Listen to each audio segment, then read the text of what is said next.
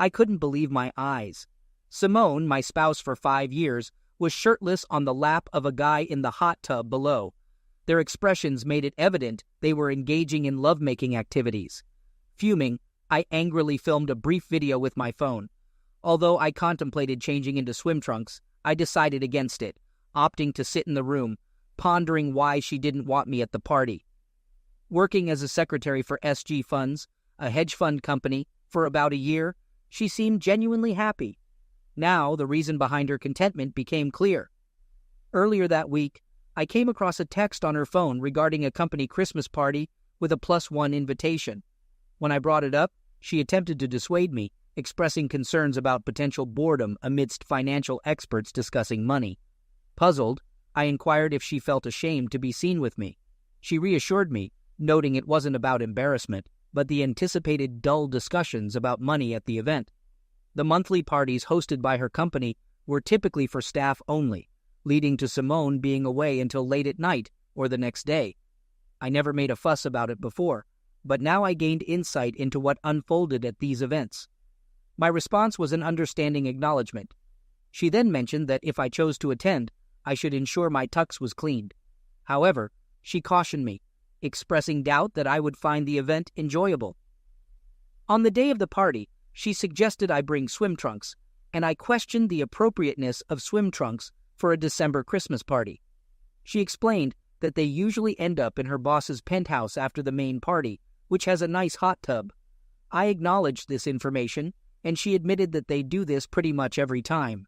She then requested that I promise to be on my best behavior that night, to which I assured her that I always am, though it didn't sound promising. Curious, I asked why she was sharing this information with me. She explained that these parties could get quite wild sometimes, and she didn't want me to get upset, mentioning that the guys there are quite friendly and can get pretty handsy. I inquired about potential issues, stating that as long as everything passes the husband test, there shouldn't be any problem. In response, she smiled and kissed me on the cheek without verbalizing anything. At the main party, Simone introduced me to her friend Linda, stating that I was her husband. Linda smiled at me and questioned the term husband, suggesting that it was going to be fun, and referring to Simone as a wild and crazy girl. Wondering about the meaning behind Linda's comment, Simone smiled and giggled. She informed me that she needed to go mingle, and instructed Linda to accompany her to get something to drink, specifically asking for wine. Without giving me a backward glance, they left. I went to the bar, ordered her wine, and got a beer for myself. Despite scanning the area, Simone was nowhere to be found. I searched for her but found no trace. After half an hour, I settled at an empty table, hoping she'd come looking for me. Meanwhile, I observed the lively dance floor, feeling ignored as people walked around me, as if I were invisible. It seemed she was right. I wasn't having any fun, and I grew increasingly frustrated that my wife had abandoned me. After nursing my beer for a couple of hours, I decided to call it quits. If Simone wasn't going to spend time with me, I'd head home and leave her with her friends. As I walked to the entrance, Simone and Linda approached with 3 other guys, one with his arm around Simone's waist. Simone skipped introductions, expressing a slightly intoxicated greeting of, "Oh, there you are." When she kissed me, I detected the taste of tequila and something else. I mentioned that I was about to go home since she had abandoned me 2 hours ago, asking where she had been. Simone blushed, avoiding eye contact as the guys smirked, and I chose not to confront them. Linda explained that they had been having a few shots. Simone looked puzzled at Linda's explanation, leaving me curious about the situation. I asked Simone about the shots, mentioning the taste of tequila and something else. She dismissed it, saying they were heading to Ben's place where the hot tub was warming up, and she asked if I was ready. I replied affirmatively and inquired if I would get to spend some time with her or if she planned to abandon me again that night. She assured me not to be silly and mentioned that I would see her later. She decided to ride with Linda and the guys, suggesting it was okay if I followed. I suggested she ride with me, but one of the guys grabbed Simone's hand and pulled her away, irritating me even more. They left, with Simone and Linda following the guys, and laughter echoed as they departed. I got my car and followed them. Upon arrival, I saw Simone in a bikini, leaving me puzzled. When we got there, Simone was already in the hot tub with the 2 guys, later revealed as Ben and Dale, the senior partners in the firm. They seemed like nothing more than wealthy frat boys. After they went outside, Linda approached me and asked if I thought we could get together later tonight. I responded by asking what made her think I would be inclined to do that, emphasizing that I'm married. She expressed surprise, mentioning that she thought we had an open marriage based on Simone's interactions with other guys, especially the way Simone had kissed me earlier. Confused, I inquired about what she meant by the way Simone had kissed me earlier. Linda revealed that Simone had already been with Ben and Dale. Disgusted, I felt a wave of nausea, and Linda's expression changed as she realized my shock. She exclaimed, "Oh my God, you didn't know, did you?" I admitted that I didn't and asked how long this had been going on. Linda disclosed that it had been happening ever since Simone joined the company over a year ago. Shocked, I processed the information, realizing that Simone had been involved with them the entire time, and I had no idea. I questioned if that was what she was doing at the party. Linda disclosed that Simone had been involved with 2 guys and a few others, expressing apologies and assuming I knew about it. She reassured me that Simone genuinely loved me, to which I replied sarcastically, expressing skepticism about feeling the love. Linda suggested I go upstairs and change, hoping Simone would keep herself under control with my presence. I scoffed at the suggestion, but headed upstairs. That's when I saw her with those 2 guys. Despite my love for her, I found it intolerable and decided to confront her, going downstairs. Simone greeted me as I reached the bottom of the stairs, questioning why I wasn't in my bathing suit and if I was joining them in the hot tub. I grabbed her arm, pulled her into a nearby room, and closed the door. Demanding to know if she would ever tell me about having an open marriage, I mentioned what Linda had told me and played a video on my phone showing her with the 2 guys in the hot tub. I questioned the situation, wondering if she aimed to humiliate me further after abandoning me at the party. Simone downplayed it, claiming they were just having fun, admitting to lovemaking acts with them, and asserting it didn't mean anything. Shocked, I disagreed, emphasizing that it meant everything. I took off my wedding ring and placed it in her hand, then removed her rings from her left hand. She asked what I was doing, and I told her I found her actions disgusting, expressing my current hatred towards her. I wished her a Merry Christmas, mentioned I would be seeing a lawyer about a divorce on Monday, and instructed her not to bother coming home. Despite her pleas and declarations of love, I remained indifferent, stating that I no longer cared about her desires. Asserting that I knew the truth and understanding why she didn't want me to come with her, I bid farewell to Simone and left. One of the guys, uncertain which one, called after me, questioning why I was leaving so soon and complimenting Simone. I replied casually, saying she was now theirs. Leaving the penthouse, I went downstairs to my car and drove home. Simone began calling and texting me, but I ignored her attempts to reach me. Upon arriving home, I deleted her messages and blocked her number. I changed out of my tux, grabbed some trash bags, and started tossing her clothes and things into them. I put them into her car and pulled it out of the garage. I removed the garage door opener and changed the code so she couldn't get back inside. By then, it was about 2:30 a.m., and I was dead tired. I fell on the bed and instantly went to sleep.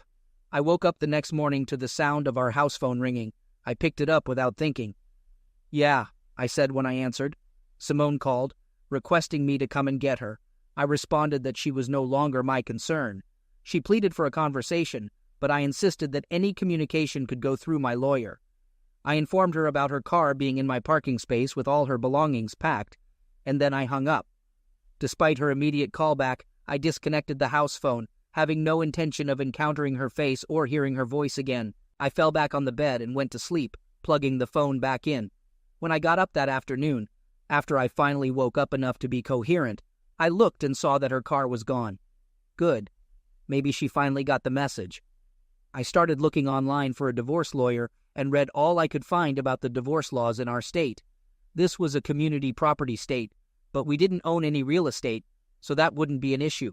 We had no children, so there would be no child support. She made as much, if not a little more than me, so I didn't think there would be any alimony.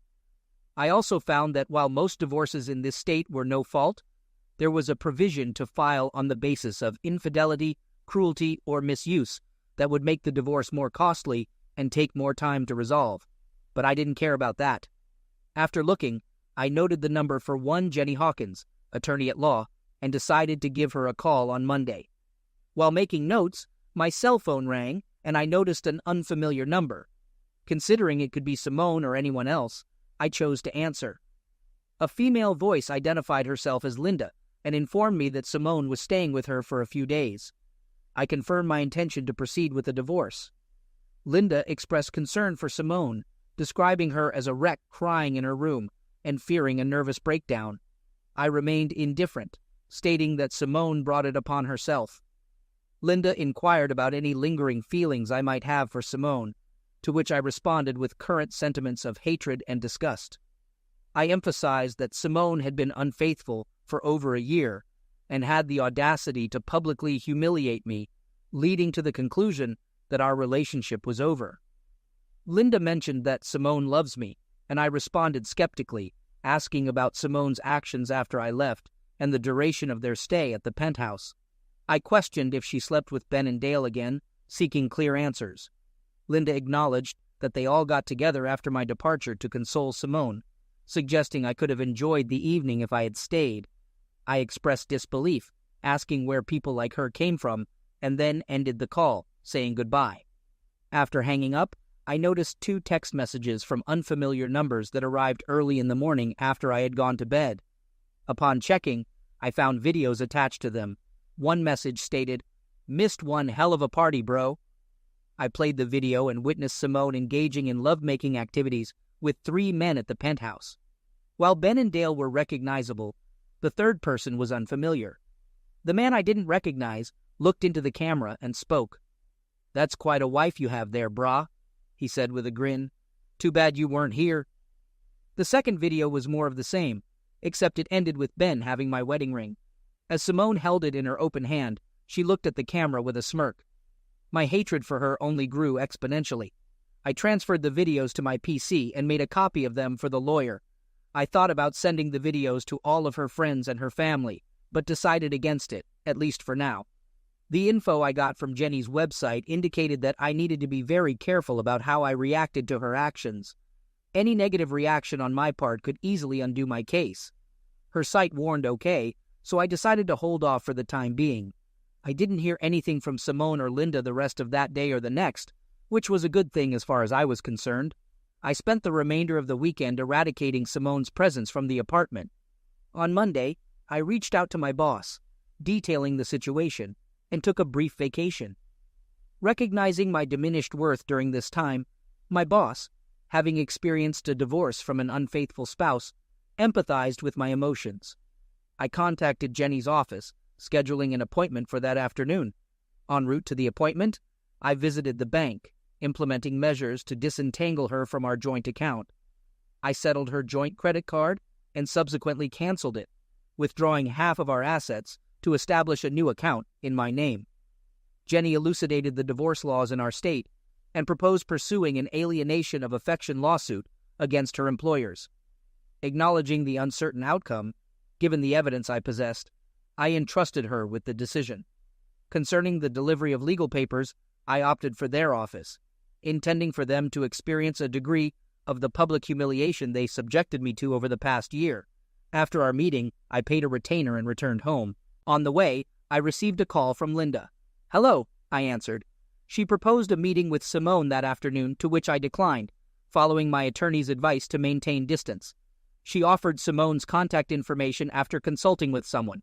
After I provided Jenny's contact details, Linda attempted one last time to advocate for Simone. I firmly rejected any possibility of forgiveness, asserting that Simone could anticipate divorce papers soon. I concluded the call and proceeded home, stopping only to purchase a 12-pack of beer and a couple of packs of cigarettes. Having quit smoking when we first got married, I felt the need to engage in something to prevent destructive behavior after arriving home. The house phone rang, and when I answered with a greeting, Ben Carlson, my wife's employer, identified himself. Recognizing his voice from the party and noting a more professional tone, I acknowledged knowing who he was and asked about his intentions. Ben expressed awareness of my upset feelings about the events on Friday and claimed that they thought I was okay with my wife's activities at company gatherings. I questioned if he knew she was married during all this and he admitted yes, but explained that Simone had told them we had an open marriage, and he assumed I was okay with it. I pointed out that he never bothered to ask me about it and inquired about the videos they sent me on Friday night. Ben stated that the videos were Simone's idea and apologized, expressing regret for the situation. He asked if there was anything he could do to make it up to me, to which I responded by outlining my terms. I mentioned my intention to kick his balls into the middle of next week after he testifies against her in court, and the plan to sue him for alienation of affection. I made it clear that if he wanted to make amends, he should accept my terms without any argument and asked if he had anything else to add. He inquired if I was truly suing them, and I affirmed, emphasizing their violation of their own morals clauses over the past year while destroying my marriage. He dismissed it, claiming it was all in fun, and they never intended to ruin my marriage. I questioned his expectations, expressing disbelief that I would applaud them for their actions. I suggested he might have been influenced by internet stories. He pleaded, proposing that we could work through the situation, and he worried that a lawsuit could ruin them. I dismissed it as not my problem and ended the call. Grabbing a beer, I went to the balcony for a smoke. I didn't hear from them until Wednesday when they were served at Simone's office. Linda expressed disbelief at my actions, stating that I didn't give Simone a chance to explain and highlighting her current humiliation. I remained indifferent, stating that I didn't care about Simone's feelings after what she did, and instructed Linda not to call again, slamming the phone down. A few moments later, I received another call from a number I recognized as coming from Ben's office. I answered, yelling, and he insulted me, threatening to kick my rear. He accused me of ruining his life and vowed to ruin mine in return. I slammed the phone down and called Jenny to tell her about Ben's threat. "Good," she said. "I'll file for a temporary restraining order against Simone as well as her cohorts today. I'll make sure you get a copy of the order. Remember what I said. Don't do anything stupid." "What if he comes after me?" I asked. "Make sure that you have witnesses and don't instigate anything," she said. I understood what she meant. Later that afternoon, there was a knock on the door. True to her word, Jenny had filed the TRO, and a courier had just delivered my copy. I decided to hedge my bets somewhat and purchased a small motion-activated camera to cover my front room. I also had a nice Louisville Slugger close to the front door, just in case. I figured if Ben or his accomplices intended to make good on their threats, I needed to have something for evidence, and I needed some means of protection. Things remained relatively peaceful for the rest of the week. Thankfully, I didn't hear anything from Linda, Simone, or her boyfriends until Saturday night, that is. I was sitting on my balcony nursing a beer and a cigarette when I heard my doorbell. That was followed up by pounding on the door. I ground out my cigarette and went into the front room and looked out the peephole in the door. Sure enough, it was Ben, and I could discern someone with him as the pounding on the door continued. He shouted for me to open up, claiming I was violating a restraining order. I informed him that I was calling the police, and he protested, yelling for me to open the door. I continued dialing emergency, and when the operator answered, I explained the situation at my door. The operator informed me that they had received multiple calls for that area and dispatched cruisers to my location. They advised against opening the door until the officers arrived, and I thanked them before ending the call. The pounding on the door continued, and I wondered if Ben was going to break it down. Clutching the bat tighter, I waited and heard a commotion. Looking through the peephole, I saw 2 large police officers putting cuffs on Ben and the other man with him. The officer knocked on my door, identifying themselves as police. I opened the door, and Ben looked at me as the officer led him back to the cruiser, yelling threats. The officer asked if I knew him, and I nodded, showing him a copy of my TRO.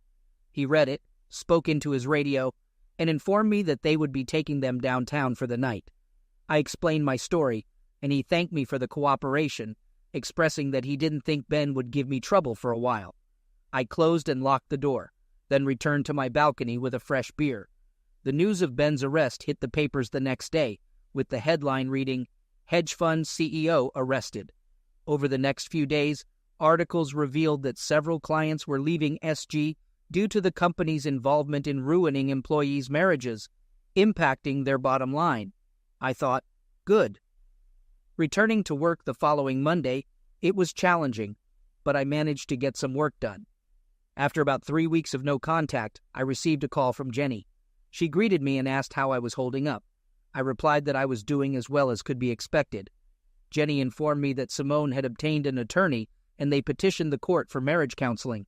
The judge had agreed, ordering 6 sessions starting that week.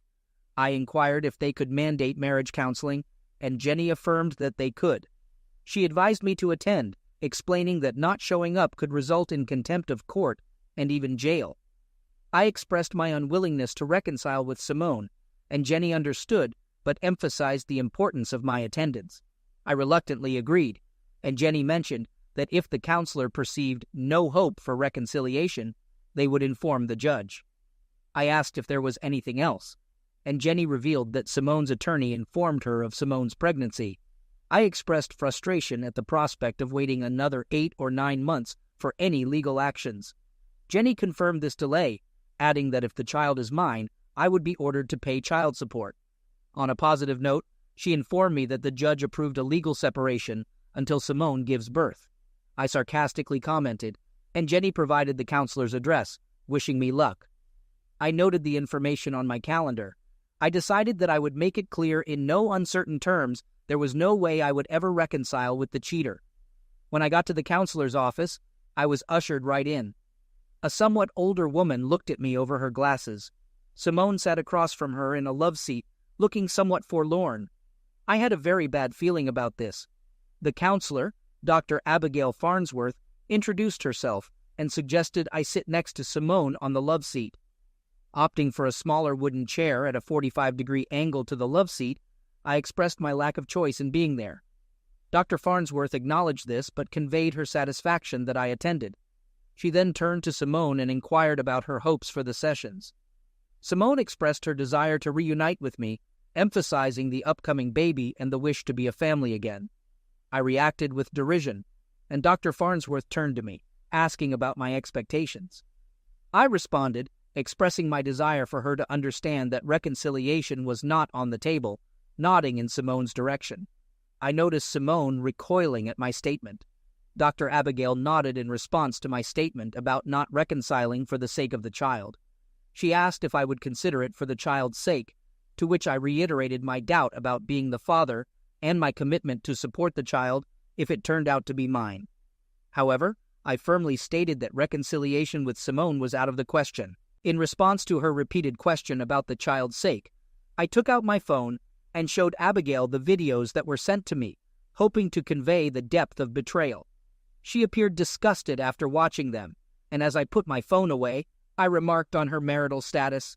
I questioned how she would feel if the roles were reversed, and it was her husband in those videos, emphasizing the continuous betrayal over more than a year, and even in front of her. She insisted that the focus should be on the two of us and the upcoming child. I informed Dr. Abigail that Simone had a child to consider, expressing my doubt about being the father and expressing a desire for answers from Simone.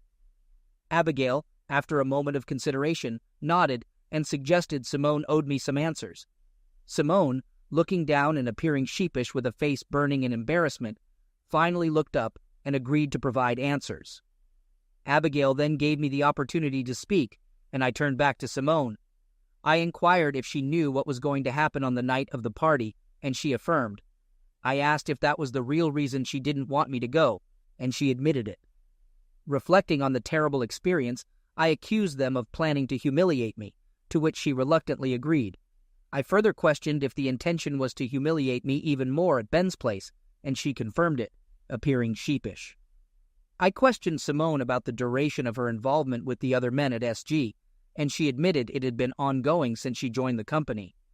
Puzzled, I asked for the reason behind her actions, to which she casually replied that she enjoyed it, finding it fun, naughty, and exciting, making her feel handsome. When I inquired about the number of men she had been with, excluding me, she nonchalantly mentioned around 4 or 5 dozen. I expressed shock at the revelation, emphasizing the potential risks of venereal diseases. Outraged, I asked if she knew the father of the child she was carrying, and she admitted uncertainty. Confronting her expectation for me to raise and financially support the child, I criticized her, stating my lack of love for her anymore and expressing strong resentment even hoping for a negative outcome. Simone and the others appeared shocked by my words, and Simone seemed on the verge of tears, though my anger remained unabated. In my attempt to inflict more emotional pain, Abigail intervened, signaling that I had made my point. I rejected the notion that I was discarding 5 good years of marriage, attributing the breakdown to Simone's infidelity. I contested the characterization of our marriage as 5 good years, emphasizing that the last year wasn't genuine, especially after Simone's admission of involvement with 48 to 60 men and uncertainty about the paternity of her child. Abigail concluded the session, stating her intention to conduct individual sessions with each of us before determining the next steps. We scheduled our appointments for the next week and left. Simone called out to me in the parking lot, but I ignored her and went to my car. Observing Simone sobbing over her steering wheel as I drove away, I harbored a sense of satisfaction, thinking it was fitting for her to experience some emotional pain. Later that night, I received an enraged call from Linda, blaming me for Simone's condition.